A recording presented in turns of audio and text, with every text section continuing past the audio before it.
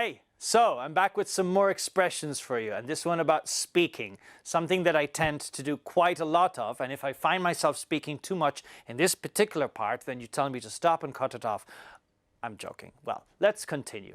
So, banter. Banter is the first word related to speaking, and banter is awesome because it means basically teasing, having fun, pulling the piss out of your friends, you know, in a good-natured way. So, because I was down the pub last night, we had good banter with the lads after the football match. Then we have repartee. Repartee is like a fast conversation with lots of irony and great jokes, and it's funny, etc. Something you might find in The Big Bang Theory or Friends. And of course, you can add another adjective onto that, witty. A witty repartee is, of course, a funny, quick, fast, sharp conversation. All right, now we're going to move on to something a little bit negative when we talk about speaking, which is bicker. And this happens a lot within families, at dinner times, for example. They fight and they bicker about small things that are not really that important at the end of the day. You can say, I was there last Sunday bickering with my family over who would clean the dishes. You know, silly things like this.